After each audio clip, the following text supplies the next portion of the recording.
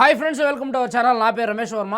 నిన్న అమరావతిని రాజధానిగా ఏకగ్రీవం చేయడానికి లోక్సభలో చర్చ దగ్గర 2 గంటల పాటు జరిగింది.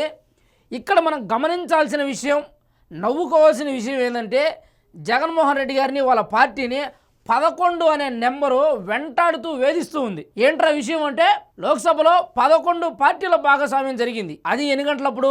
11 గంటల 11 నిమిషాలకి స్టార్ట్ అయింది. అసలు జగన్మోహన్ రెడ్డి గారు నిజంగా ఈ అంకితో చాలా బాధపడిపోతున్నారు. అసెంబ్లీలో వాళ్ళకి ఇచ్చే సీట్లు అంతే, వాళ్ళకి ఏదైనా ఒక గది అంటే ఒక హాల్ లాగా ఇవ్వాలంటే దానికి 11వ నెంబరే. అసలు ఏందో వీళ్ళ బాధ పాపము, అన్ని 11 నెంబర్లతోనే ముడిపడి ఉన్నది. చూడండి, 10 పార్టీలు సంపూర్ణంగా మద్దతు ఇచ్చినాయి, ఒకే ఒక్క పార్టీ మద్దతు ఇవ్వలేదు, అదే వైఎస్ఆర్ కాంగ్రెస్ పార్టీ. అసలు ఏమనుకుంటున్నారో వాళ్ళు, భారతదేశం మొత్తం ఒకటైతే వీళ్ళొక్కటే సపరేట్ ఒకటి. అంటే అహంకారపూరిత రాజకీయం చేయాలంటే అంత ఈజీ కాదు జగన్మోహన్ రెడ్డి గారు. అహంకారం అనేది రాజకీయాల్లో పనికిరావు, ప్రజాస్వామ్యంలో అహంకారం అనేది కిచ్చింతైనా పనికిరాదు. అట్లా ఉండేవాడు ఎప్పుడు ఎదగడు. కాబట్టి 151 నుంచి 11కు పడిపోయినారు మీరు. అది ఇంకా మీరు కోలుకోకుండా ఇప్పుడు మళ్ళీ కొత్త శ్లోకంతో ముందుకు వచ్చేసినారు, మా వి గన్ అంట. అసలు ఏంది సార్ అది? అమరావతి వినడానికి ఎంత వినసొంపుగా ఉన్నది. కొంచెమైనా మనకి ఆలోచన అనేది ఉండాలి సార్. పరిపాలన అంటే ఎలా ఉండాలి అంటే ఏదో లాటరీ కొట్టినట్టు మీ నాన్నగారు చనిపోవడం వల్ల మీకు ఏదో సీఎం పార్టీ వరించింది, అంతేగాని మీరేమో చేస్తారని మీరేదో పీకుతారని ప్రజలు మీకు ఓట్లు లేదన్న విషయం ఈ టిప్పుతో అర్థమైపోయింది. కాబట్టి మీకు 11 ఇచ్చారు. సరే చూద్దాం. అమరావతి ఆంధ్రప్రదేశ్కు కొత్త రాజధాని, అమరావతి ఆంధ్రప్రదేశ్కు కొత్త రాజధాని, ఇది అమలైపోయింది. ఎవ్వరూ ఏం చేయలేరు. మీరు అన్నట్టు ఇది రాజ్యాంగంలో లేదు, ఇది రాజ్యాంగంలో ఎక్కడైనా రాసున్నదా అని చెప్పి అడిగినారు. అదే మాట మిమ్మల్ని నేను అడుగుతున్నాను జగన్మోహన్ రెడ్డి గారు, రాజ్యాంగంలో ఎక్కడైనా రాసుందా 3 రాజధానులు ఉండాలి అని రాష్ట్రానికి? లేదు కదా. మరి మీరెందుకు చెప్పినారు ఆ మాట? గత 5 ఏళ్ళు 3 రాజధానులు చేస్తానని చెప్పి 3 ముక్కలాట ఎందుకు ఆడినారు? ఆంధ్రప్రదేశ్ భవిష్యత్తుతో ఎందుకు మీరు అలా ఆడుకున్నారు? చెప్పాలా దానికి కూడా సమాధానం జగన్మోహన్ రెడ్డి గారు. మీరు అన్నదానికి చెప్పాలా, సరేనా? ఇంకా కొన్ని మాటలు మాట్లాడినారు. చదరపు అడుగుకి దగ్గర 17,000 12,000 తీసుకున్నారంటున్నారు. దాని గురించి కూడా నేను క్షుణ్ణంగా నీట్గా వివరంగా చెప్తా, సరేనా? ముందు ఇది చూడండి. ఆంధ్రప్రదేశ్ రాజధానిగా అమరావతి చట్టపరమైన భరోసా కల్పిస్తూ కేంద్ర ప్రభుత్వం బుధవారం ప్రవేశపెట్టిన ఆంధ్రప్రదేశ్ పునర్విభజన చట్ట సవరణ ప్రకారం లోక్సభలో ముక్తకంఠంతో అందరూ ఒప్పుకున్నారు. అక్కడున్న 4 ఎంపీలు తప్ప. వాళ్ళ డౌట్ ఏంటి తెలుసా? వాళ్ళు అడుగుతున్న క్వశ్చన్ ఏంటి తెలుసా? అమరావతికి మేమేమో వ్యతిరేకం కాదు, అమరావతి మాకు కూడా కావాలా, కానీ వాళ్ళు బిల్లుకు యాక్సెప్ట్ చేయడం లేదు. అంటే బిల్లు వాళ్ళకి నచ్చడం లేదంట. వీళ్ళు దానికి ఎందుకు కూడా బిల్లు వాళ్ళకి నచ్చడం లేదో తెలుసా?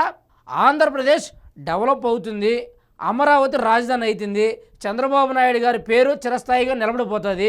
హైదరాబాద్లో ఎలాగైతే ఆయన పేరు నిలబడిందో ఈసారి అమరావతిలో కూడా అలాగే నిలబడుతుంది. కాబట్టి దాన్ని మనం ఎలాగైనా చెడగొట్టాలి. ఇదే ఆలోచనతో వాళ్ళు లోక్సభలో ఇలా మాట్లాడడం జరుగుతుంది. వాళ్ళు మాట్లాడితే మాట్లాడినారు, దాన్ని ఎవరు పట్టించుకోవడం లేదు.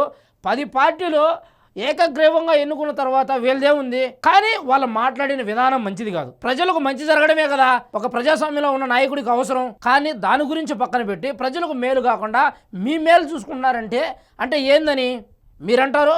ఒకటి 20,000 ఎకరాలు ఉన్నాయి, ఒకటి 10,000 ఎకరాలు ఉన్నాయి, ఒకటి 30,000 ఎకరాలు ఉన్నాయి. ఇలా మాట్లాడడం కరెక్ట్ కాదు. ఒకవేళ ఉన్నాయంటే రుజువులు చూపించాలి, అంతేగాని ఏది పడితే అది నోటికి మాట్లాడి మీ అహంకారాన్ని లోక్సభలో చూపించి అనవసరంగా ప్రజల అందరి దృష్టిలో మీరు చెడ్డైనారు. దానివల్ల మీకేమైనా మేలుందా?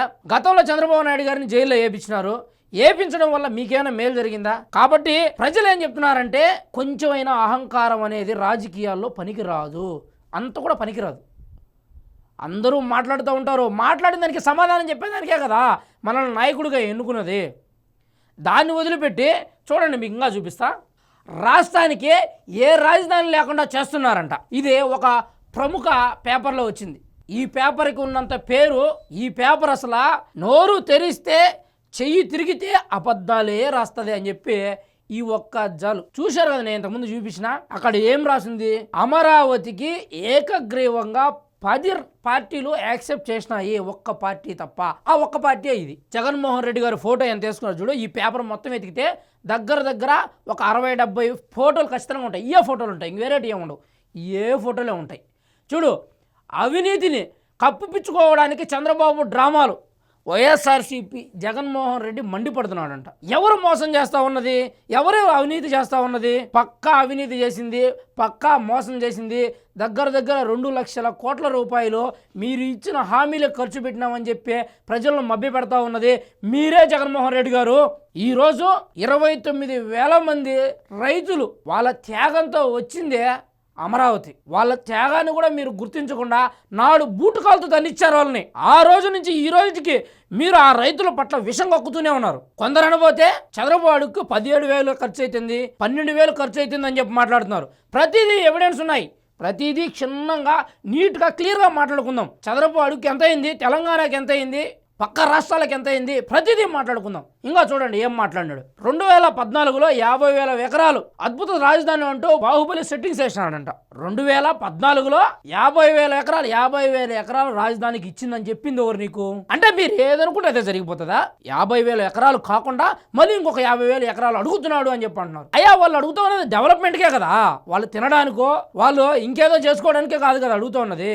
ప్రతిదీ క్లియర్గా ఒక పేపర్ అనేది ఉంటాయి కదా, వాటికి సంబంధించినట్టు ఎట్లా ఖర్చు పెట్టినారు, ఏమైంది, ప్రతి దానికి ఒక లిస్ట్ అనేది ఉంటుంది.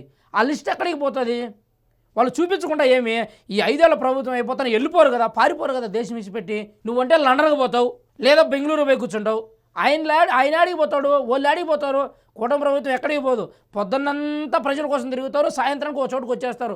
ఎలా మేలు చేసినాం ప్రజలకి అని చెప్పి. మనకు అలాంటివంటే ఏం లేవనుకో, గెలిచిన తర్వాత పరదాలు వెనక దాక్కోవడం, 4 గోడల మధ్య ప్రెస్ మీట్లు పెట్టుకోవడం, ఇయే కదా మనకు తెలిసింది. కొంచెమైనా ఆలోచన అనేది ఉండాలి. ప్రజలు మనం ఈ మాట మాట్లాడితే ఏం రియాక్ట్ అవుతారు, నెక్స్ట్ మనల్ని రాణిస్తారా అధికారంలోకి అనే ఆలోచన ఉండాలి. మావి గన్నా ఏందయ్యా పేరు, దానికి మళ్ళీ మావి గన్ అంటే మీరు జగన్ అనుకుంటున్నారేమో, అది కావాలంటే ఇంకేదైనా మార్చి పెట్టుకోండి కామెడీగా. ఒకప్పుడు నేనున్నాను నేను చూసుకుంటాను అని చెప్పి రాజకీయాల్లోకి వచ్చినావు రాజశేఖర రెడ్డి కొడుగ్గా. ఇప్పుడు నిన్ను చూస్తే కామెడీ అనిపిస్తుంది, ఒక కామెడీ పీస్ అయిపోయినావు. సినిమాలో బ్రహ్మానందం గారు అయితే పొలిటికల్లో జగన్ బ్రహ్మి నువ్వు. అట్లా అయిపోయింది నీ పరిస్థితి. ప్రతిదీ నువ్వు లాస్ట్లో ఒక చిన్న పేపర్ ఎత్తుకొచ్చుకుంటావు, జోలో పెట్టుకుంటావు, దాన్ని చూపించుకుంటావు. ఆ ఎక్స్పోజింగ్ ఏందో, ఆ కథ ఏందో, ఆ కార్ఖానీ ఏందో అసలు అర్థమే కాదు అసలు జనాలకి. చూడండి, పోలవరం అయిపోయింది, రేపు అయిపోయింది, మొన్నటి అయిపోయింది, అవతల మొన్నటి అయిపోయింది అని చెప్పి కథలు పడి ఆటలాడింది మీరు. ఈరోజు మళ్ళీ లోక్సభలో 4 ఎంపీలు ఉంటే ఒక్కరు కూడా, అంటే భారతదేశం మొత్తం యాక్సెప్ట్ చేస్తే మీరు మాత్రం యాక్సెప్ట్ చేయరు. ఎందుకని? మన రాష్ట్రంలో ఉన్నారా మీరు, పక్క రాష్ట్రంలో ఉన్నారా? మన రాష్ట్రంలో ఉండి మనకు మేలు చేయకుండా మీరు పక్కన గురించి ఆలోచిస్తున్నారంటే అంటే మిమ్మల్ని ఏమనుకోవాలి? మావిగన్ కావాలన్నా మీకు? ప్రజలు మావిగన్ కాదు ఇంకేదో ఇస్తామంటున్నారు, అది కొంచెం ఆలోచించుకోండి. ఏమయ్యా, మనం రాజశేఖర రెడ్డి కొడుకై పుడితే సరిపోదు, గొప్ప మనసు కూడా ఉండాలి, ఆలోచించే విధానం కూడా ఉండాలి, విజన్ కూడా ఉండాలి. అది ఉన్నవాళ్ళు చంద్రబాబు నాయుడు గారు. నాయకుడు అంటే ఎలా ఉండాలా? చంద్రబాబు నాయుడు గారు లాగా ఉండాలి. కాబట్టే రైతులు వాళ్ళ భూములు మనకి ఇచ్చినారు, మనం వాళ్ళకి ఎలాగైనా మేలు చేయాలి అనే ఉద్దేశంతోనే చంద్రబాబు నాయుడు గారు ఎలాగైనా దీన్ని సాధించాలా అన్న ఉద్దేశంతో ఆయన లైఫ్ యాంబిషన్గా ఈ అమరావతిని పెట్టుకున్నాడు. కాబట్టే ఎలాగైనా సాధించినాడు. మీరు అనుకుంటే ఏం జరిగిపోదు, మీరు వద్దంటే ఏం ఆగిపోదు. కానీ ఒకటి, మీరు ఈ మాటలు మాట్లాడడం కరెక్ట్ కాదు. మిమ్మల్ని ప్రజలు బాగా గమనించినారు, బాగా గుర్తుపెట్టుకుంటున్నారు. ఒక మోసపూరితమైన మాటలకు ఒక నిదర్శనం. మళ్ళీ ఏమన్నాడు ఇంతకుముందు, మీరు కూడా గమనించారో లేదో, ఇంతకుముందు ఏమన్నాడంటే ఒక రాజధాని కట్టాలంటే విస్తీర్ణమైన ప్లేస్ ఉండాలి, అక్కడ నది ఉండాలి, అన్ని సౌకర్యాలు ఉండాలి అని చెప్పి ఇంతకుముందు ప్రెస్ మీట్లో కూడా ఒకసారి చెప్పినాడు. కావాలంటే మీరు రివైండ్ చేసుకొని చూడండి, ఖచ్చితంగా చెప్పుంటాడు ఆ మాట. ఆ రోజు అలా చెప్పినాడు. ఈరోజు ఈయన అనుకున్న చోటే రాజధాని కడతా ఉన్నా కూడా ఆ క్రెడిట్ మొత్తం చంద్రబాబు నాయుడు గారికి పోతుందని చెప్పి ఇలాంటి అవినీతికి పాల్పడుతున్నాడు జగన్మోహన్ రెడ్డి. పాల్పడుతూ ఉన్నది చంద్రబాబు నాయుడు గారు కాదు.